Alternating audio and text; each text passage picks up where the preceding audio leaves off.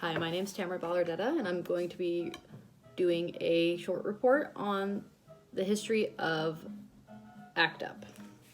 Before I get into what ACT UP was, I'd like to discuss why there was a need for this group. Basically, between 1981 and 1987, 40,000 people died of AIDS. AIDS was coined as the gay plague, and there was a huge social stigma around it, lots of homophobia, and there was a huge failure to take action by the government, which left thousands of people dead and without any answers or validation. During this time, within 2 years of being diagnosed, 80% of AIDS victims would be dead. The word AIDS was coined a term, acquired immune deficiency syndrome in 1981, but the first time Ronald Reagan, the president at the time, even would mention the word AIDS in public wasn't until 1985. This is one of the protest signs during the years that Ronald Reagan would not use the word AIDS in public. So who started ACT UP and where were the meetings held? So in March of 1987, writer and activist Larry Kramer, who had actually written the first AIDS-related play, it was called The Normal Heart. That was in 1985. He was invited to stand in at a lecture being held at the Lower Manhattan Lesbian and Gay Community Center, where he led the lecture and he stated, "You're all going to be dead in 6 months. Now, what are you going to do about it?" So he rallied the crowd, and that night, a grassroots coalition was formed, and they called themselves ACT UP, the AIDS Coalition to Unleash Power. Their first agenda was to get drugs into bodies, demanding that the FDA approve drugs faster and make them more affordable to everyone. Every Monday night, the group would meet to have an open discussion as there were no particular leaders. Everyone who wanted to speak was heard. It was done in a very collaborative and communal way. During the meetings, they would discuss news updates, questions they had around AIDS, and policies that were being passed in the government. And so they would get their political agenda and decide on which demonstrations they needed to execute in order to push those agendas. They would even have civil disobedience training so that the protests would be safer and more effective. These were nonviolent protests. They decided on a campaign slogan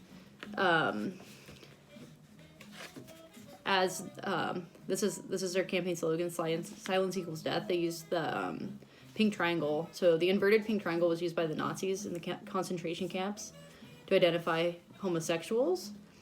And even after the war was over in Germany, there was a paragraph 175 that had anti-gay laws, and that wasn't even repealed to 94. So groups like ACT UP used a pink triangle as their campaign slogan to remind the world that history would not repeat itself. The ACT UP New York website declares silence about the oppression and annihilation of gay people then and now must be broken as a matter of survival. According to Time Magazine Online, the placement of the triangle as right side up, used by ACT UP, was in response to a statement by William F. Buckley suggesting that HIV/AIDS patients get tattoos to warn potential sexual partners against getting the disease. And this is also at a time when there was talk of quarantining AIDS victims, putting them in concentration type camps, making them carry a special ID card. There was a lot of fear and misinformation happening at this time. And yeah. Okay, so how did they accomplish their goals? They used protesting. So protests were used by the group to gain awareness and to push agendas. They were conducted by using their bodies to occupy space and create an uncomfortable conversation focused on the issues surrounding the AIDS crisis. So some notable protests were their first protest was held on Wall Street in 1987, and they were protesting how pharmaceutical companies like Burroughs Wellcome, that was the manufacturer of the first AIDS treatment drug called AZT. how they were profiting from the AIDS drugs.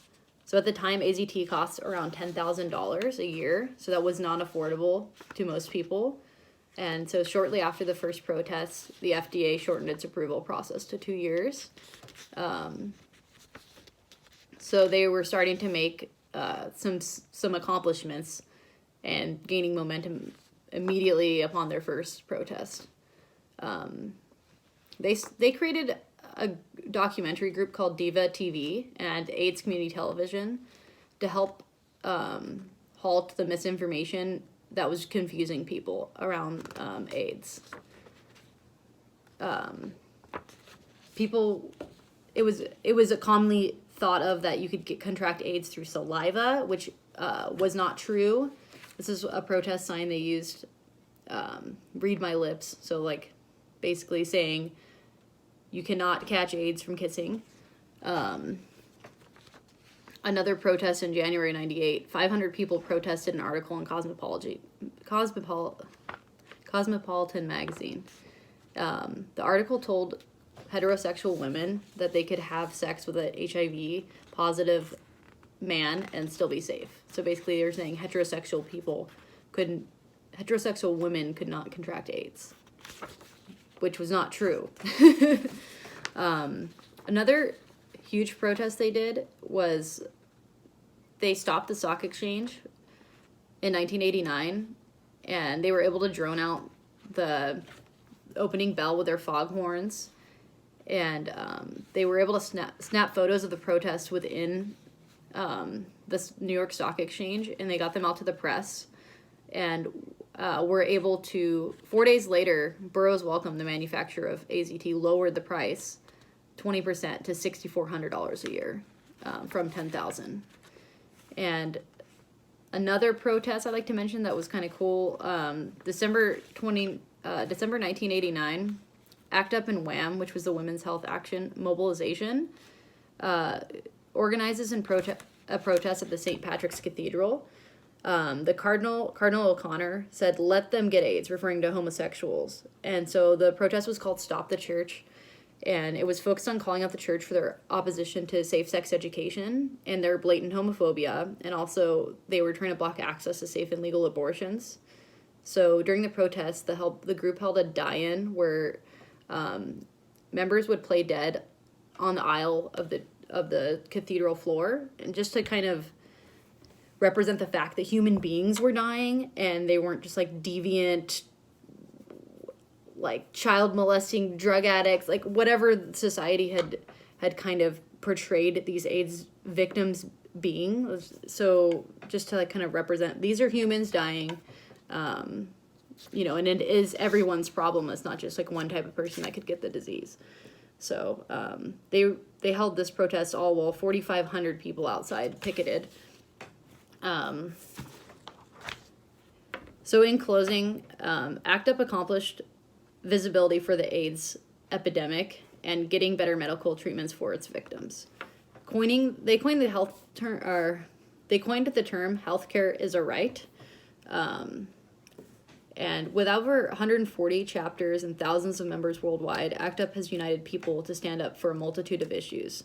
They still function today. They still hold meetings every Monday, and they're still protesting and standing up for many issues that need to be spoken about and protested and rallied for. So some other accomplishments that they've done, there are so many, like this could be an hour long and I wouldn't be finished. But here's some other notable accomplishments. Fighting anti-sodomy laws, reducing costs of AIDS treatments, safe sex education. They've reversed numerous ethical and inhumane laws and practices regarding AIDS treatment coverage. And they've changed the definition of AIDS to include women. Before, women could not get tested for AIDS. Therefore, they could not receive medical treatment covered by health insurance. So women would contract the disease and they would die and they could not get treatment covered under insurance. And as you know, no one can afford to pay out of pocket. So by changing the definition, they were allowing women to receive medical treatment covered by their insurance. So I just want to say thank you to ACT UP for all you've done, and that's it.